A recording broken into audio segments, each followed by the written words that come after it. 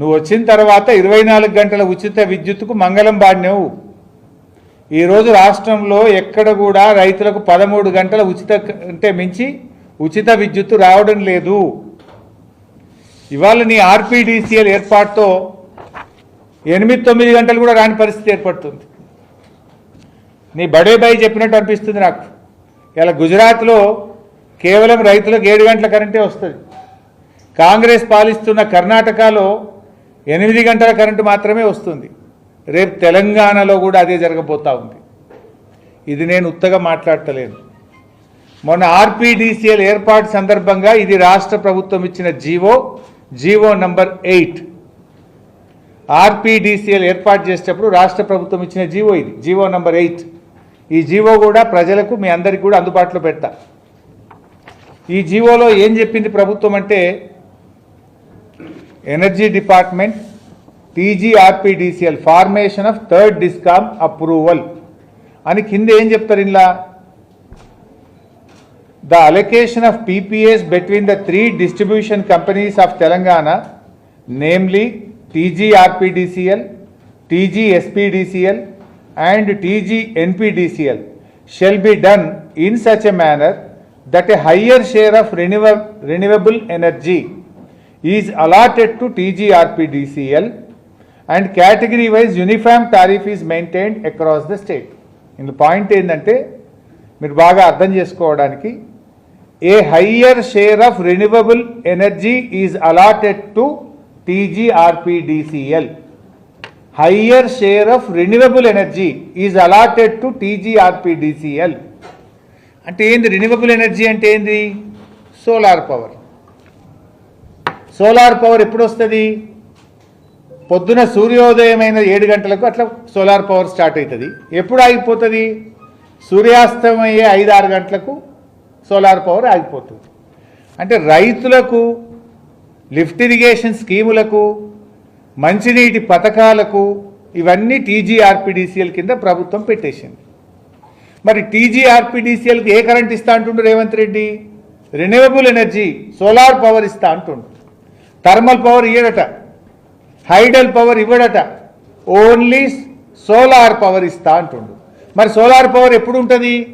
పొద్దుగాల 7 గంటలకు వస్తుంది, సాయంత్రం 5కి పోతుంది. అంటే ఎన్ని గంటలు ఉంటుంది? 8-9 గంటలే ఉంటుంది. అంటే చెప్పకనే రేవంత్ రెడ్డి ఏం చెప్పిండి జీవో ద్వారా అంటే, రేపు రాష్ట్రములో రైతులకు 8-9 గంటల కరెంట్ ఇస్తా అని ఈ జీవోలో స్పష్టంగా చెప్పిండ్రు. అందుకే I'm challenging mister Revanth Reddy, 24 గంటల ఉచిత విద్యుత్తు రాష్ట్ర రైతాంగానికి ఇస్తేనే నేను ఓట్లు అడుగుతాను. చెప్పు నీకు దమ్ముంటే, చెప్పు నీకు దమ్ముంటే. ఈ జీవో ఏం చెప్తుంది? రెన్యూవబుల్ ఎనర్జీ ఇస్తా అన్నావు. దీనికి TGRPDCLకు రెన్యూవబుల్ ఎనర్జీ అలాట్ చేస్తా అంటున్నావు. రెన్యూవబుల్ ఎనర్జీ అంటే పొద్దుగాల 7 గంటలకు వస్తుంది, సాయంత్రం 5కి పోతుంది. అంటే 8-9 గంటలకు మించిన కరెంటు రేపు రాష్ట్రంలో రైతులకు రాదు. ఇది నేను ఉత్తగా నోటి మాటనో ఆరోపణో చేయడం లేదు. ఇది నీ ప్రభుత్వం ఇచ్చిన జీవో ఆధారంగా మాట్లాడుతున్నాను. మరి ఈ జీవో ఏంది? ఎందుకు ఇచ్చినావు? ఇది ఇస్తే 3 డిస్కామ్లకు సమానంగా పంచు ఉన్న కరెంటును. థర్మల్ పవర్ కానీ, హైడల్ పవర్ కానీ, రెన్యూవబుల్ ఎనర్జీ కానీ. రాష్ట్రంలో పాతవి 2 కంపెనీలు ఉన్నాయి, కొత్తది ఒకటి పెట్టి మూడింటికి సమానంగా ఇయ్యి. అంటే థర్మల్ కరెంటు పక్కాగా 24 గంటలు వచ్చే కరెంట్ ఏమో NPDCLకు, కంపెనీలకు, ఇండ్లకు, పైసలు వచ్చేటోళ్ళకి ఇస్తారట. ఇది రైతులకు ఫ్రీ కరెంటు కదా. రాని కరెంటు 8-9 గంటల వచ్చే కరెంటు సోలార్ కరెంట్ ఏమో రైతులకు ఇస్తారట. అంటే రైతులకు 24 గంటల కరెంటుకు నువ్వు మంగళం పాడినవు. ఇప్పటికే నువ్వు వచ్చినాక 13 గంటలే వస్తుంది. రేపు నువ్వు రైతు డిస్కామ్ పెడితే 8-9 గంటలు కూడా రానటువంటి పరిస్థితి రేపు రాష్ట్రంలో రాబోతా ఉంది. నాడు కేసీఆర్ ప్రభుత్వం 24 గంటల కరెంటు రైతాంగానికి ఇస్తే నువ్వు ఇవాళ 13 గంటలకు తగ్గించినావు. రేపు ఆర్పీడీసీఎల్ పెడితే అది కేవలం 8-9 గంటలు మాత్రమే జరుగుతుంది. దీనికి సమాధానం చెప్పు సూటిగా. ఇంతేకాదు, ఇందులో ఇంకో డేంజర్ ఉంది.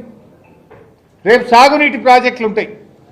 మన కాళేశ్వరం లిఫ్ట్ ఇరిగేషన్, దేవాద్ర lift irrigation, Kalwakurthy, Nettempadu, Bhima, Koil Sagar lift irrigation.